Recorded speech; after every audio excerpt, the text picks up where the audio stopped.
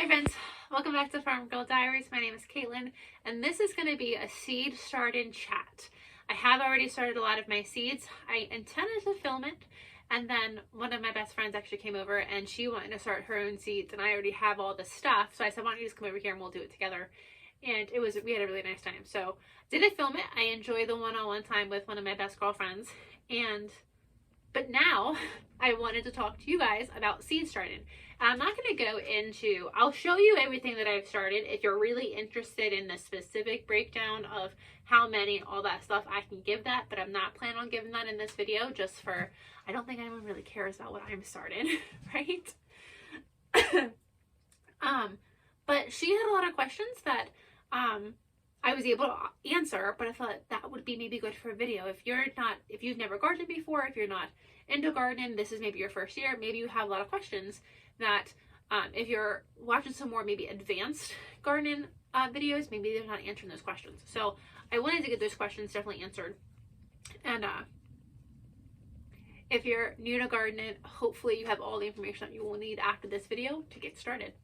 Okay, before we get started, I am down in my seed starting room. This is not something that is needed. I started seeds for a couple years without having a room. However, it ended up working out really nice, and I'm so happy that I have a separate room of my house that I can start seeds in for a couple of different reasons. Number one, I have animals, particularly a black and white cat you'll see walking back and forth in here. And I call him my walk-in tornado because he is. In his wake, he leaves devastation. And he has laid on my plants. I can put a picture in here. He loves heat mats. He loves to cuddle with my plants. He thinks all my sprouts are delicious. So when I have it up in the main part of the house, I really struggle keeping the cat out. And the other second biggest reason why I have a seed room is I make a mess. And this is down in my basement. I can spill water in here. I can spill dirt down here, and it doesn't bother me. And it does get messy throughout the seed starting time. For the next several months, it does get messy down here. And it's one of those rooms that I'm the only one that sees it. Nobody else comes down here. So I can ignore it when it gets messy and wait until I feel good and ready to clean it. So a seed starting room is 100% something that I have realized that I will always need. I've spoiled myself and I will always need a seed room, but that is not something that you need. You do, however, need a couple of things if you want to successfully start seeds. The first one is a grow light, and I can put a couple different options of grow lights here. I have a couple different grow lights. My first grow light, I use this guy. It's a big bendable one. He clips to a table, and he's a big bendable one. And what's nice about this is what you want is you do want one you can move around, because you do want to be able to raise and lower your lights. So this one is one of the more generic ones on the market, and you can lower it to your plants, you can raise it to your plants, you can really move it around. If you're just starting out, that's probably going to be the cheapest option you can find when you search grow lights. I also bought one, put a picture in, I have it stuck in a corner, I can't really get it out, but I also bought one that it actually comes with its own stand, and I used that for 2 years, and I really liked that. There are 100% pros and cons with it, and we can talk about them in a second, but this one had its own stand, and again, you raised and lowered it depending on your plants. If you want to go the cheap route, and you 125% can, I obviously have, you see, these are just regular shop lights that I bought from Lowe's. You do not need to have fancy grow lights. There are benefits to the different grow lights depending on the halogens, the lights, whether it's the white light or the red light. That's supposed to do some certain things. I do think a specific grow light designed specifically to grow plants, I do think has the right number of watts and halogens that you can your plants will grow better. But to be completely honest, I've used these shop lights for 2 years now, and I've never had a single problem. I have up top, this is my grow light that came with the stand, and then this one, and then the one below it all the way down there. And then I have one out in the other part of the basement that I use to start my flowers on. That is just a traditional shop light. That is just a traditional shop light. So when it comes to lights, that's something that can be a little tricky. But here are the two things that when I was picking my lights, I thought more of. So picking your lights can be a little tricky, but there are two things that I really think of most when I'm starting my seeds. So let me bring you around and I'll show you my setup and I'll show you the things I don't like about my setup. So I 100% am not a fan of my setup. Whenever I move to hopefully a farm one day, I plan on redoing this entire setup. Here are the things I don't like about it. These are just black plastic shelves I bought at auction. I do have a problem with online auctions. I'm like, oh, I can bid and bid and bid, and then I win.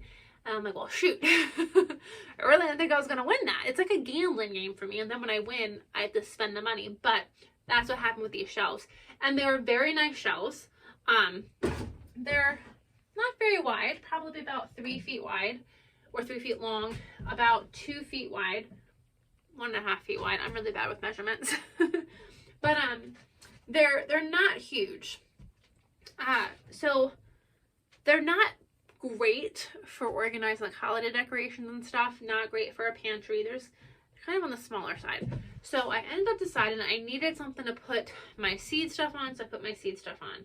And here's why, one reason why it's not the best. If we look right here, this is a screw to hold in this light. I was in charge. I don't know why. I needed to get my lights hung, so I hung my lights. So it is difficult when I have plants here. I gotta kind of mold them around the screws, and it's on every single level. I gotta mold them around the screws. If I put it down here, you can see I have a tray, and I do have a screw somewhere. I don't actually know where it is. Oh, I'm on the screw, but it's actually right in the groove, so I think we're okay here. But if you do put the screw in the tray, like this is my water tray here, it'll just lose all its water, and then you just ruin this tray. So a lot of people have, and it's definitely smarter to do, they have the wire shelving racks. And then Rachel at 1870s Homestead, she was actually really smart too, to save money. Instead of buying those wire racks, buy those greenhouses, because the greenhouses come with everything, and then you could hang, you kind of like finagle it, that you could hang the lights off of those greenhouse racks. And I think that'd probably be cheaper, especially if you get one that has the one I have, it has shelves on both sides. So you walk in and you have shelves on both sides. That's probably, that might be the way I would go when I redo this, because I think it might be more cost effective. So that's the first thing, is your shelving unit is important. You can make anything work, but it is important for when you're at that step. I'm starting hundreds and hundreds of plants, so I need multiple shelving units. If you're just starting for a small garden, if you're not on that level, you don't need this massive thing. You could probably get by on a table in your dining room or something like that. And I've done that for years. Again, I have pictures to prove it. But it's things to think about when you decide to take that next step. The next thing to consider is lights. Lights are something you want to consider and you want to put some time into. And I'll be honest, I don't know what the right answer is. I don't think that there is a right answer. I one day want to make my own lights because I know what I want out of a light. I know what I don't want. So first of all, I like when they're long. You definitely want a light that you can move up and down. And you see this one here, maybe move this guy. I have it finagled so I can move it up like that when I want to hang it high, depending on how my plants grow. And right now, while this is as low as I can take it. I just have it zip tied. I can add more zip ties, and I can take it lower if I wanted to. But I can also build my plants up to it. So I don't need to worry necessarily about moving the light so much. I can take my plants up and down. So moving it for height is definitely a good concern. You want to keep that in mind. The second issue that I have with these long, skinny lights is I want one with width. I want a long one, but with width. And what happens is what I do, and I do this every day, sometimes multiple times a day, is when you have sprouts come in, your sprouts will grow towards the light. So for the ones on this edge, they're about 2 inches or an inch from the light, but the ones all the way in the back are about 3.5 inches from the light. So what that means is I will come and I will shift this multiple times a day, and I kind of just move those sprouts back and forth so they grow towards the light. So right now, this front half would be getting the majority of the light, while the back half would be arching, growing towards the light.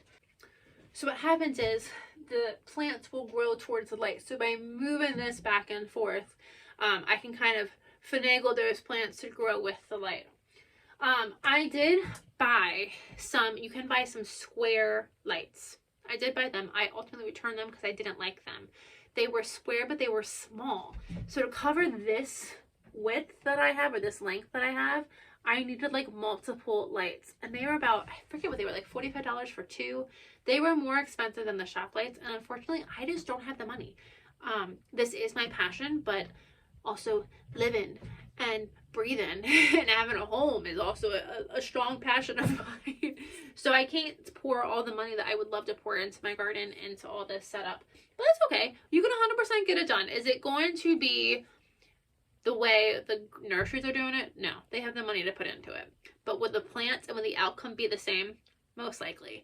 Any plants that are a little, maybe on the smaller side or weaker side, when I go to put them outside, compared to nursery plants, they will fix that problem outside, no problem. I don't really think I don't really think I struggle with stunted plants or anything like that. So just being aware of what you need to do, moving your plants back and forth, is definitely something to just keep in mind.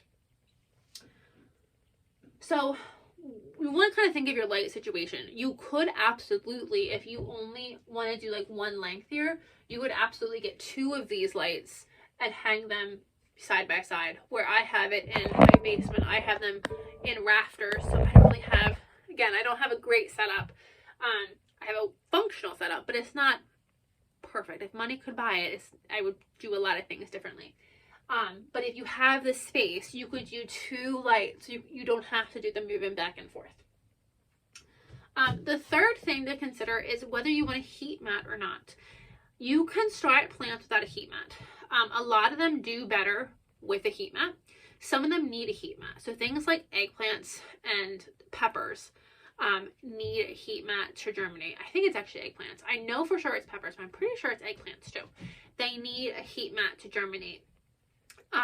And they just need heated soil. So if you can provide them heated soil in some other way, absolutely. But an easy way to do that is just get them a heat mat and put your plants on a heat mat. I have one heat mat for this garden setup. I might get two this year because my one heat mat is being very used up. But I have peppers on my heat mat, and I'm actually already starting some sweet potato slips. So I have some sweet potatoes sitting in jars on that heat mat as well. And if you don't know what that is, there will be a video coming out next or in a couple of days talking about the sweet potatoes.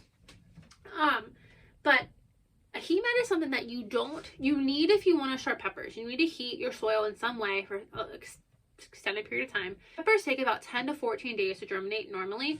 I have some that are just starting to germinate, and they're past 2 weeks.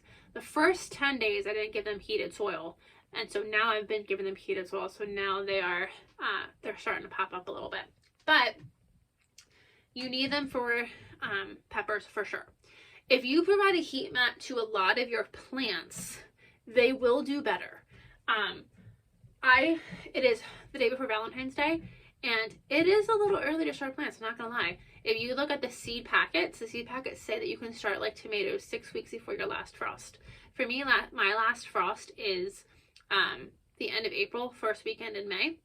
So my 6 weeks would be about mid-March, early to mid-March. However, I start a month early, at least 4 to 5 weeks early, because I don't give them optimal conditions. That 6 to 8 week time frame that the seed packets are talking about is if you are giving them optimal conditions. You're giving them heat, you're giving them heated soil, you're watering them, they have everything they need. We're down in my basement. My basement is not cold. It's probably about 70, 72 degrees down here right now. It does cool down at night, and especially if we go into a cold front, it feels like spring. It feels like we can have it till like spring here. So it's not very cold outside, but if it would get cold outside again, it would get cooler in here. I do have a heater I can run in here, and I don't honestly need to. even though it gets a little cooler, my plants just take a little longer, and that's fine. That's why I start them earlier.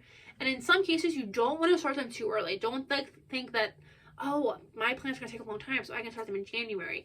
You can actually stunt your plants. You don't want to start them too early. If they bloom inside, you can stunt them. You really want to discourage that in all cases.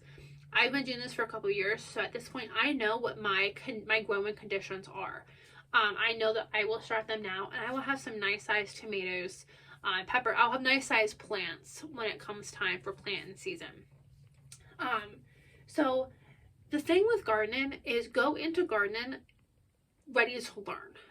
I have learned so many lessons. I had one year that was a complete waste. I think it was my third year gardening. It was an absolute disaster. I didn't grow anything, and that's a story for another day. I told that story before. I just grew about 30 tomatoes that did nothing. And that was the first year I started seeds, and it was a mess. So go into it hoping to learn, because I learn every single year, and every single year I learn I want to do something differently. So like for instance, I always start my seeds in seed trays. These are seed trays. Right now, you're going to find them at all the home improvement stores, Lowe's, Home Depot. You're going to find these kits, normally I think from Jiffy or Burpee. Fairy Moss, I don't know how you say that. But I used to start them in seed trays.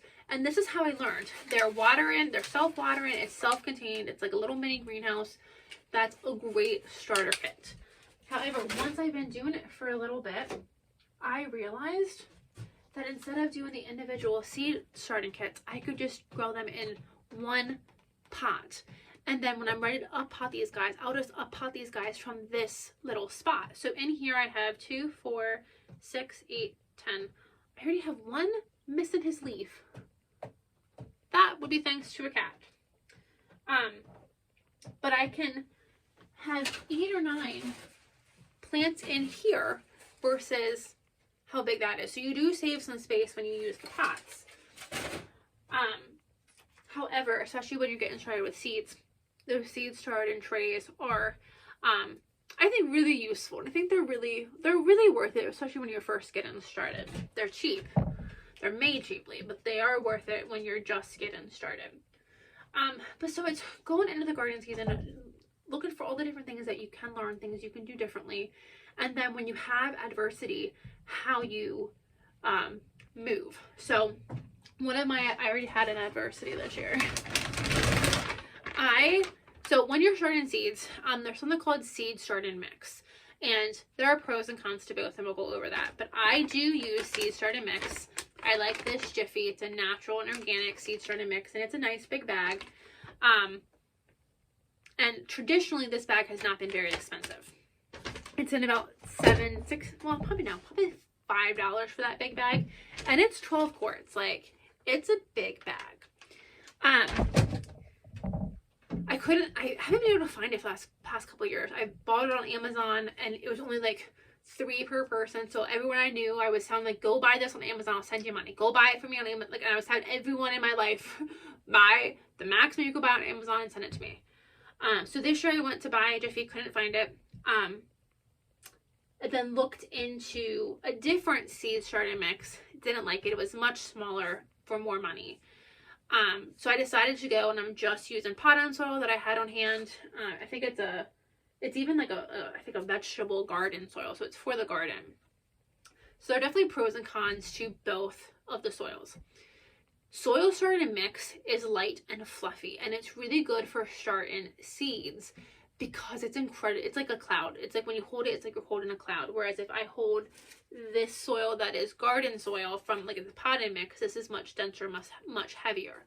So where the seed starting soil is nice is because it's so light and fluffy, your seeds can germinate. They can move that soil around, your roots can grow, and you don't have any impediment. So you don't have a bigger chunk of fertilizer it can't get through, or it's just not as heavy. Your seeds do struggle a little bit more, and I think I use the word struggle in the wrong way, but it is a little bit more work for the seeds to start when they're started in just regular pot and soil.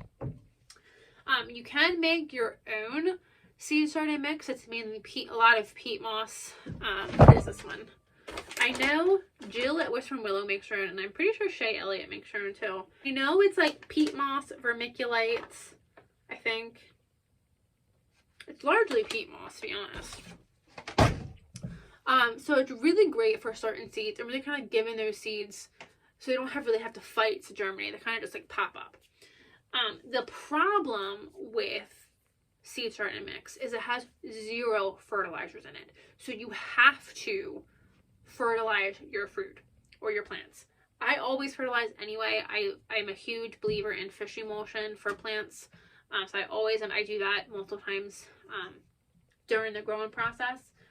And when I up pot my plants, I do put them into a potting mix. But you really kind of decide what you want to do.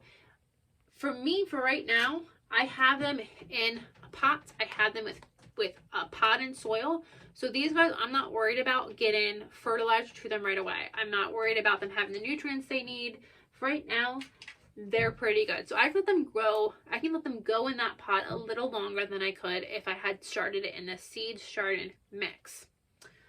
Also, I have a whole bunch of 6-packs here. Maybe move you down a little bit. I have a whole bunch of 6-packs here. These size I ordered off of Amazon. And I started some seeds in here as well. And I did a couple of different things as compared to the seed trays. So these are actually about the same size. These aren't too different.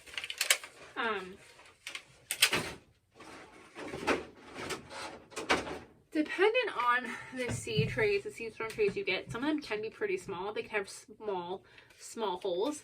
And just what that means is as soon as your plant starts germinating, you might need to transplant it right away. And you really want to reduce the number of transplants that you can do on a plant as much as possible. So I've started the majority of my things either the big pots or in these 6-pack trays, so that as they grow, I can hopefully let them grow in these 6-packs for a little bit, and then when I'm ready to grow, I can pop the whole thing out, soil and all, hopefully not disturb the roots too much, and up pot it into a larger pot. But by planting them in here, hopefully I reduce one step of the transportation process, and then I have one less chance of it getting just damaged or broken in the up planting process. So what is up planting? Let me show you a reason for up planting. Plants need up planted when they get, or up potted when they get too big. So when they start getting big, and their pots or wherever their soil is doesn't have enough room for their roots, you want to up pot them so you can make sure they have everything they need. That's the main reason for up planting. Another reason is when your plants get too leggy.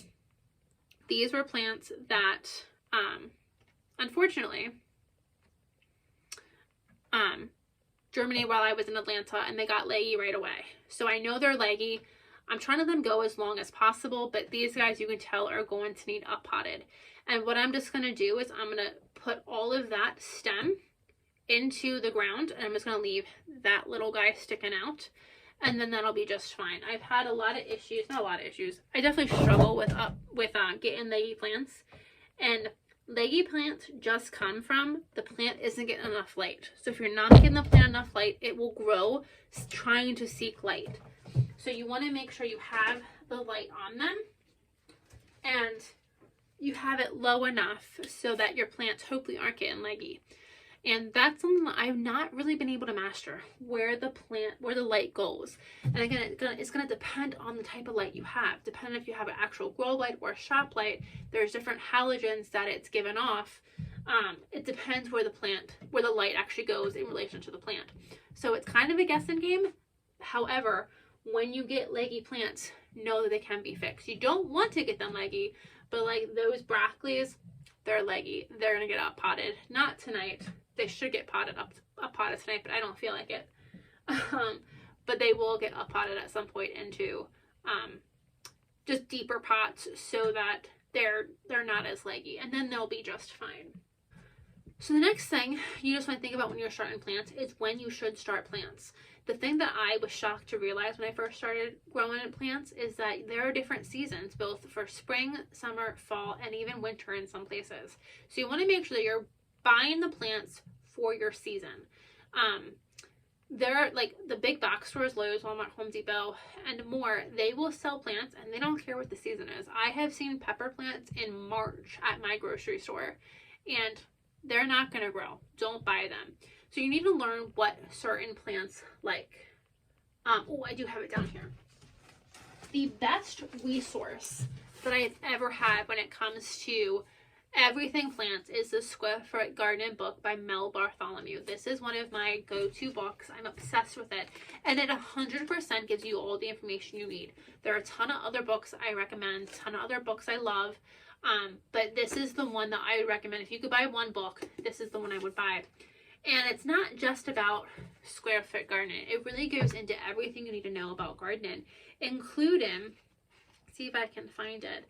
It includes charts of what temperatures are, when you should plant, when everything will germinate, and when you'll harvest. You can actually look at these charts and say, okay, in April, I can plant my peas and I can harvest them in June. So it gives you all of that. Tons of charts. Tons and tons of charts.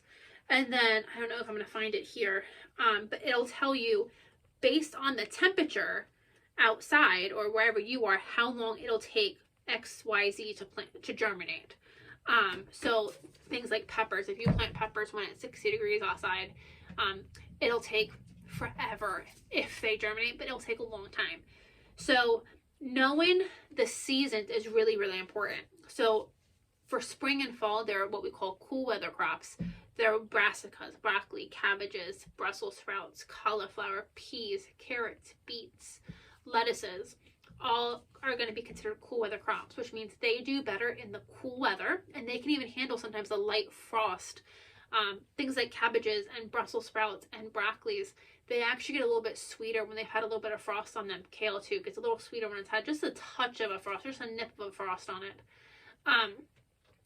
Things like tomatoes, your nightshades, tomatoes, peppers, eggplants, tomatillos, corn, potatoes, sweet potatoes, they all are heat-loving plants. They like be planted in the summer. They like the warmer, the better. Sweet potatoes are one. If you plant sweet potatoes too early, they will not grow. If you let them go too long, the first frost, you will wipe out your entire sweet potato crop if you plant it too early. So you need to make sure that if you don't know what you're doing, you need to do a little bit of research to figure out when to plant. A lot of people that aren't gardeners say you can't put anything in the ground until after Mother's Day, and that's completely false when it comes to vegetable gardening. There are so many things you should have in before Mother's Day. If you wait till Mother's Day, it's going to be too late to do it. Then there are some that you absolutely should wait until it's much warmer, maybe even past Mother's Day to plant, like your peppers and your tomatoes, until you have those 70, 80, 90 degree days. So if you're new to gardening and you know literally nothing, put a comment below. I will help you as best as I can. I know a lot, but if you're somebody that likes to have the books, I like to have the books. I could not recommend Square Foot Gardening by Mel Bartholomew more. It's really genius. He talks about Square Foot Gardening for sure, but he also talks about like cold frames and greenhouses and hot houses, and it's just really a great, I think, beginner gardening book to really kind of give you a lot of the background knowledge that you need when it comes to growing plants. So growing plants can be done on any budget. I don't have a budget here, and I'm growing a good amount of plants. Things you do need for sure, you need a good soil, whether you want to go with that seed starting mix and plan to up pot and fertilize, or you just want to start with the pot and soil. Make that decision. Either way, you're going to be just fine. You do need a light. Window lights do not work.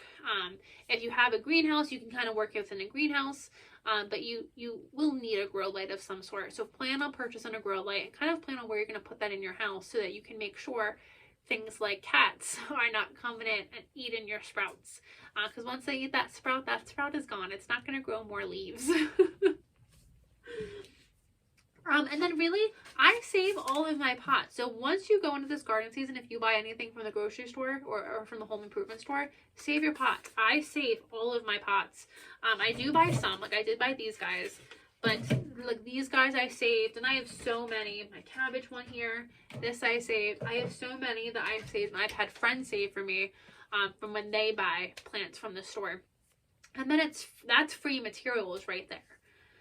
And then for your first year starting seeds, you will need to buy seeds, but as you move on, you can actually look into and learn more about saving seeds. I save a lot of my seeds. I do buy a lot of seeds, but I absolutely do save some of my own seeds. So that's one thing that I don't need to keep buying. So it's one way to kind of cut costs when it comes to seed starting. So hopefully this was just the basic rundown of seed starting, the materials you need, what you need to kind of get going here. It's pretty easy and it's a lot of fun. So if you've ever thought about starting seeds, I recommend now's the time to do it. We're right at the time, perfect time for you to start seeds. You have a couple weeks to kind of decide what you want to do, but go ahead and get those seeds started. Even if you don't get anything successful out of it, I promise you, you will learn a lesson. You will not regret it. And next year, you'll have even a better chance of success. But as long as you follow my steps, water them, give them light, make sure they're not freezing, you should be fine. If you have any questions about seed starting, make sure you put a comment below, or you can follow me on Instagram, Farm Girl Diaries, and you can send me a private message on there. And I'm more than happy to help diagnose anything that you have going on, and help you get set up any way that you can. Thank you guys for joining me, and I'll see you on the next one.